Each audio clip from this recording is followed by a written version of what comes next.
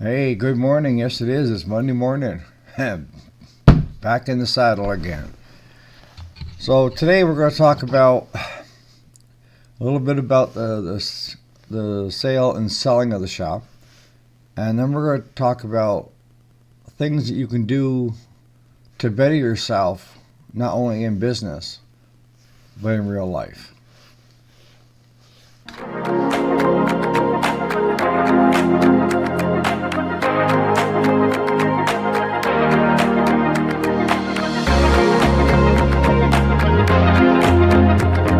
Alright, so welcome back, or welcome to the channel if you're new. Welcome aboard. So today we're going to talk about, I had a couple show up yesterday and look at the shop. They're going to get back to me. And I always tell people, when you're buying anything, even if I'm selling tractors or I'm selling lawnmowers perhaps, and I'm probably the worst salesman when it comes to that, but I don't want my customers and the people around me to have buyer's remorse. And that is, you make a snap judgment call, and then you end up living with it. Whereas a lot of places, your sales department is trying to get that person to make that quick decision before they change their mind.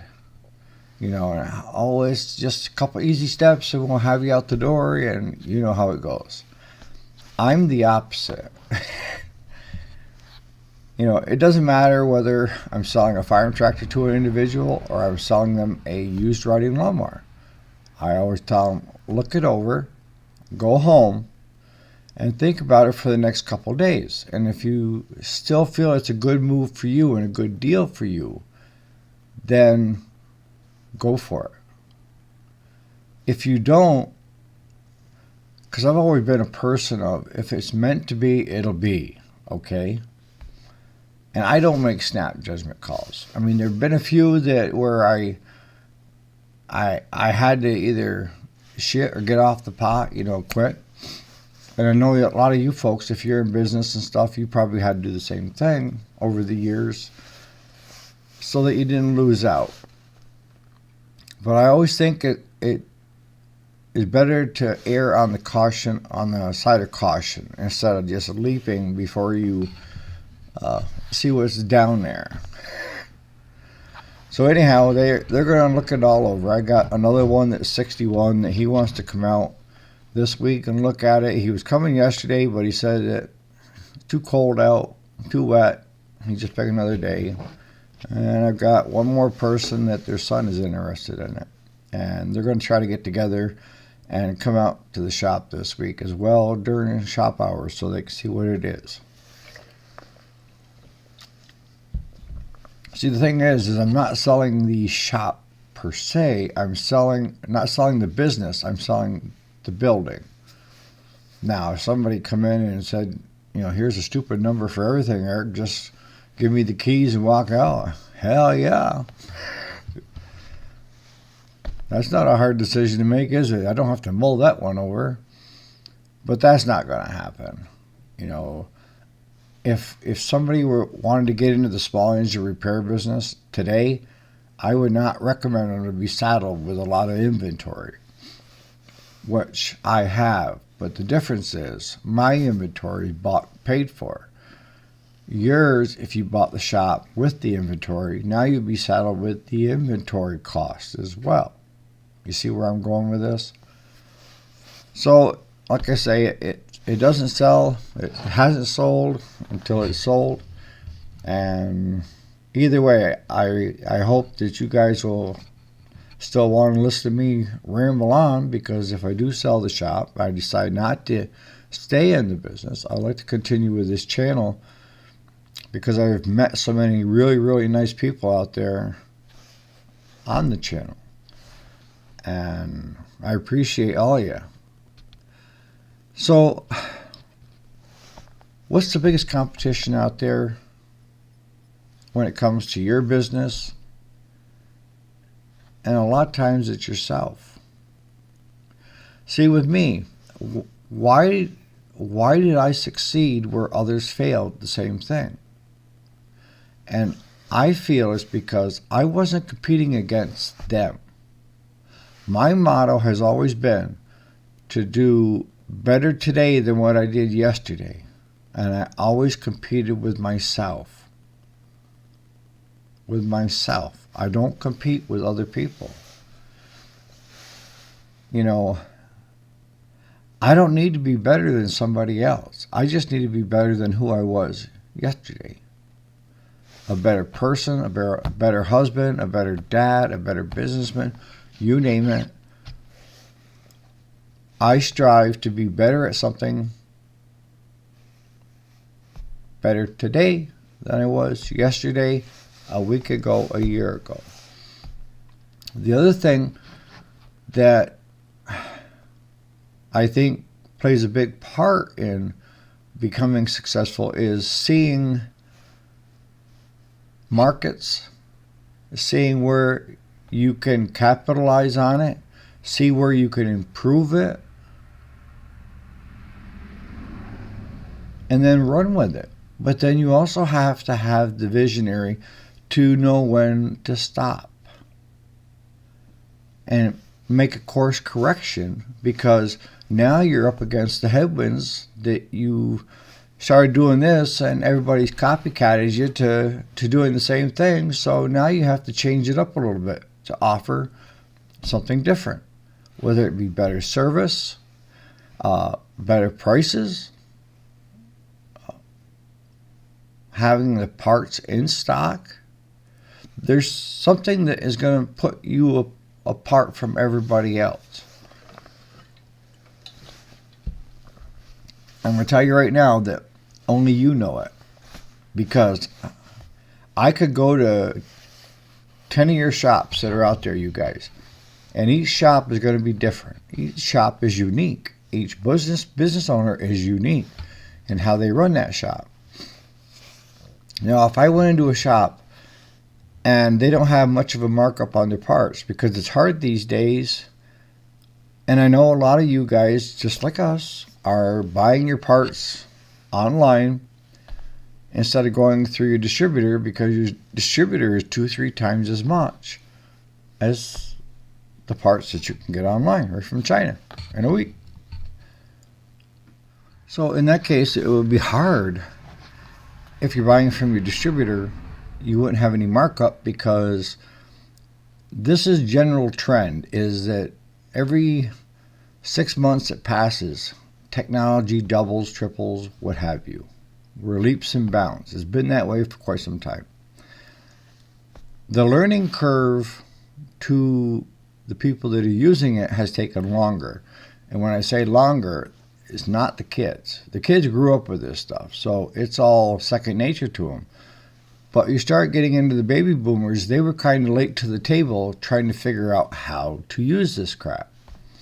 But now they're here, and they can go online and with a simple couple searches find that part that they need. Let's say it's a carburetor, and if they came to you and they asked, could you get them a carburetor for their home light chainsaw? And you say, sure. It's going to be $57. Okay. Now, it used to be when it came to parts, there was like a 50% markup on it. And not no more.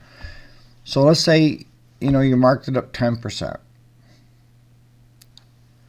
Now, that same person, after buying your carburetor, could go online and use that part number and find out that on eBay they could have got that for $12.95, free shipping, free returns. And not only did they get a carburetor, but they got a fuel line, they got a fuel filter, they got a spark plug, air filter. You know what I'm saying? So you're not going to make money on parts. If you're going to make any kind of money, it's going to be buying parts off from eBay or Amazon and then marking them up 50%, and you're still cheaper than what your cost would be with the dealer.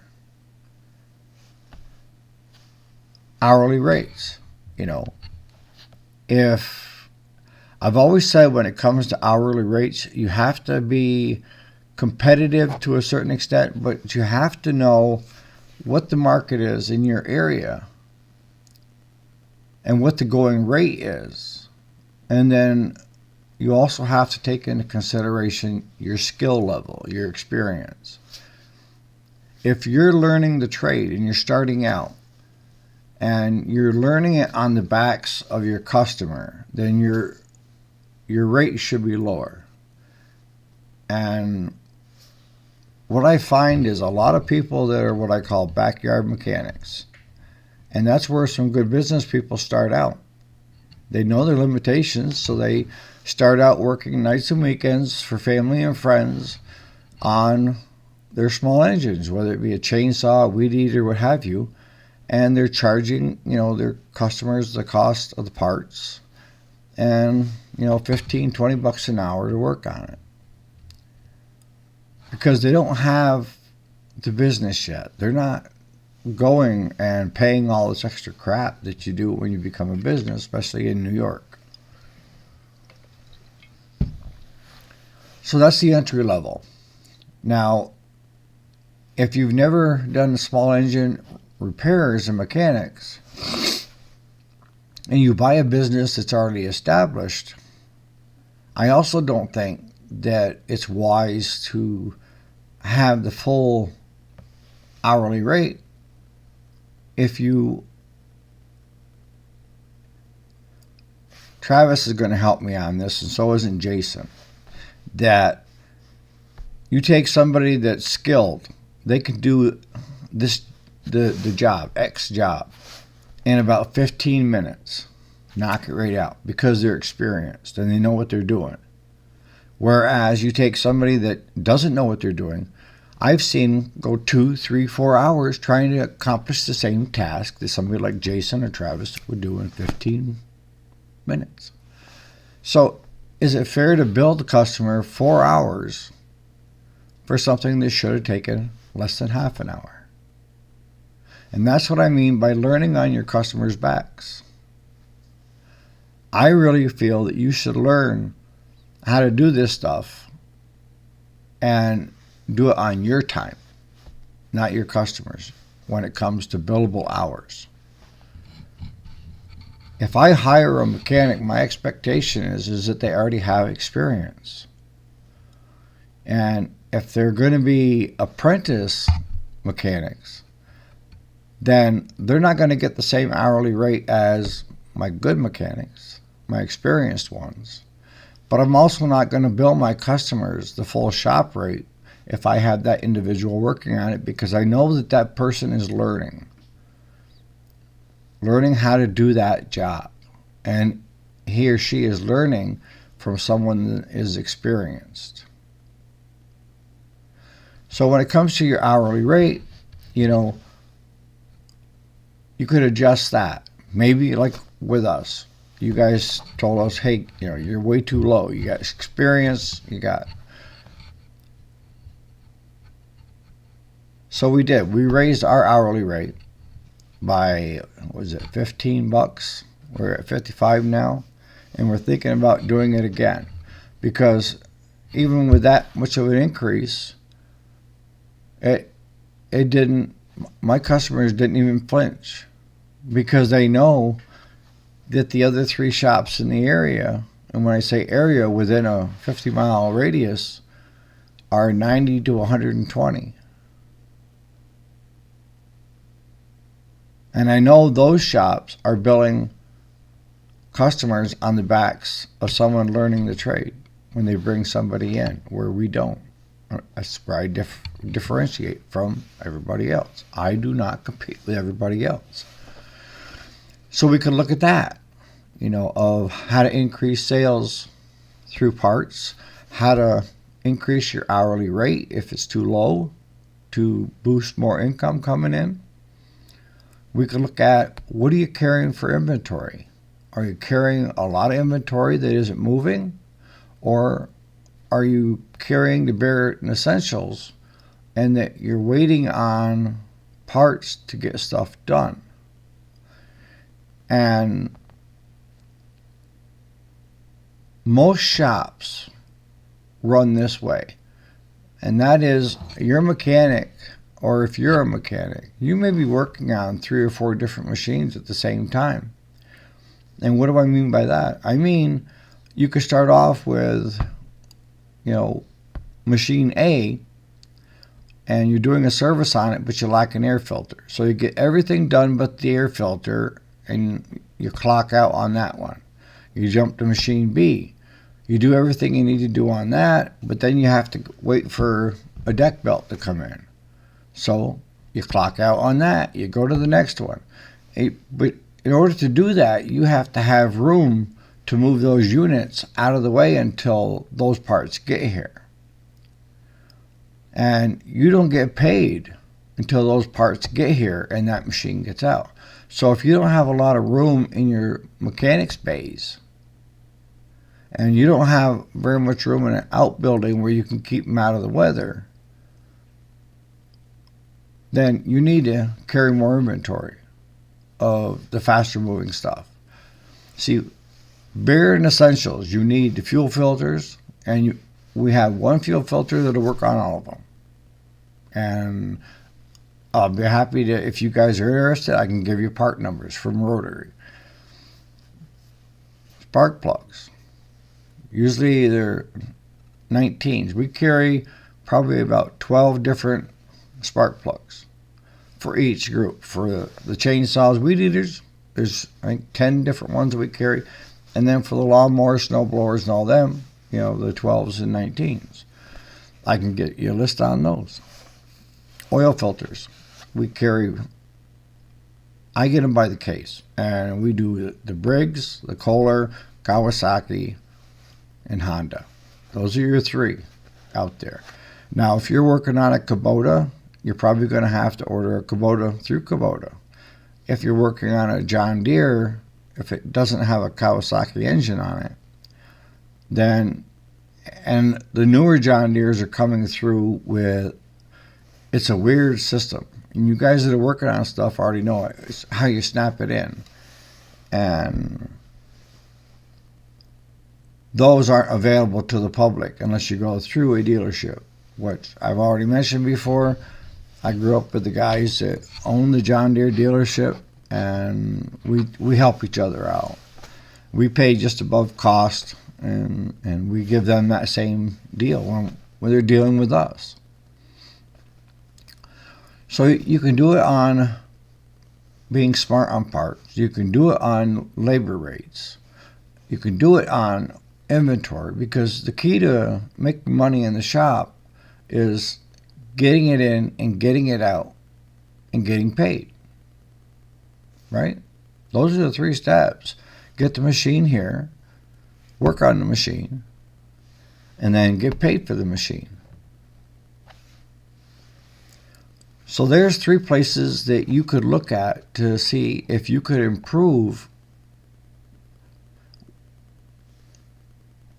And I can tell you right now, of the 10 shops that are out there, some are doing things different than I am. They're floor planning, let's say. So that's different than me. As long as you feel comfortable in floor planning, and you approach it with your eyes wide open, all the power to you. Because if you can make that work and you're making money at it, then you're doing something right. But like I say, my last time that we talked about floor planning, they wanted us to buy a bunch of parts that were hard sellers.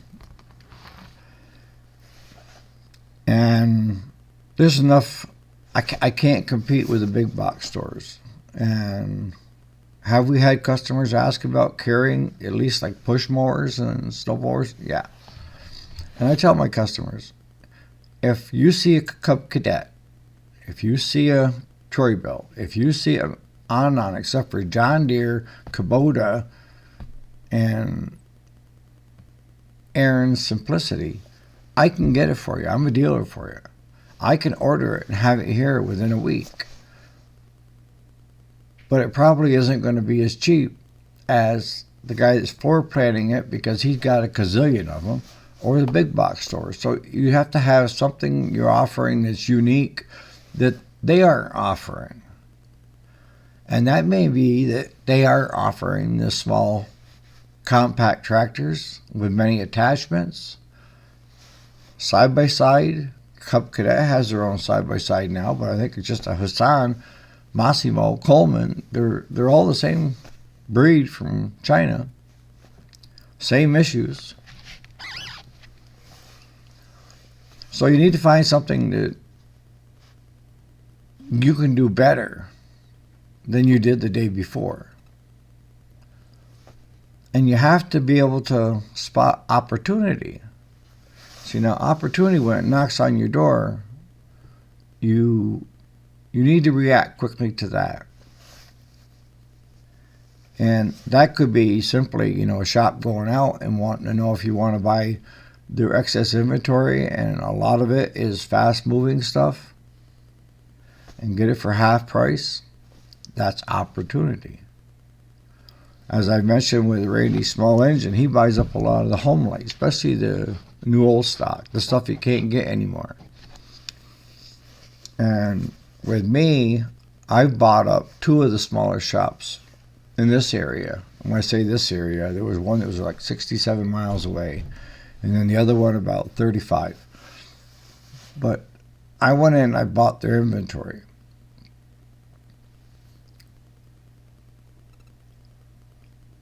So you need to be ready when opportunity knocks, and how to go forward with that opportunity. And then let me add, when it comes to floor planning, if you have the opportunity to become a John Deere dealership, which John Deere now is partnered with Steel, or a Kubota dealership, those companies give you a territory, and nobody else can come in to that territory to sell and infringe on you. Whereas with like your Cubbies and your Troy Builts and all those, they don't really care how many dealers they have and how many are floor planning, and the more the merrier to them, and they don't protect their dealers from infringement. So that's opportunity. And if I had the opportunity to have a John Deere dealership, then definitely I would be floor planning with them, because I would be the dealer within X number of miles. I'm not saying that if you don't treat a customer good that they're going to travel further yet to that next John Deere dealership or Kubota dealership. But you don't have all this pressure. And the big box stores, when it comes to John Deere, they carry 1 or 2 different models, and it's not competing directly with what your dealerships have got on the lot. And John Deere does their own financing. When it comes to farm equipment and stuff, they use Wells Fargo financing, but they can get you from step A to step C of delivering the lawnmower to you, and you're done. So the last thing you can make and change is marketing. Now, you could be the best shop out there with the best prices out there with the best inventory, but if nobody knows you exist, what good is it? So that's one of the areas that you could really look at on capitalizing. And the best is word of mouth, but it takes time to get out there. And we've had so many new customers that have come and said, look, Eric, we didn't even know you were here, and they're a couple miles away. That's on me, because I'm not getting word out to the people in the area. And they don't think that they have any other options than going to the bigger dealerships in town versus us out in the rural area. And that could be simply, designing a postcard and taking it to your local postal service, and they'll charge you so many cents per postcard, and they will deliver it to every mailbox in that area, in that zip code, for so much a postcard. You could go to Vistaprint and get some business cards, which you should already have anyways if you're a business, and maybe do up a brochure. You could do it up on your own printer, or you could have Vistaprint do it for you. Staple a business card, cal magnet, or what have you. Not cal magnet, just a fridge magnet, and go door to door. That's another option. It's how much time you have compared to, time is money. But you need to get people in your area to know that you exist. See, now when it comes to farm tractors, we traveled as far as almost 170 miles one way, and that's how far out it's gotten with our farm tractors. But when it comes to like lawnmower repair, snowblower repairs, like that, we still have people within a couple of miles that don't even know we exist. So I know I can improve on that. So on that, you guys, if you have any questions or comments, put them down below. If you guys want to know, have me do a video on a list of the fast-moving stuff that we carry and give you a parts list, I can do that too. But on that note, you guys have a great Monday, and we'll see you back here at the helm tomorrow morning. All right. Catch you later.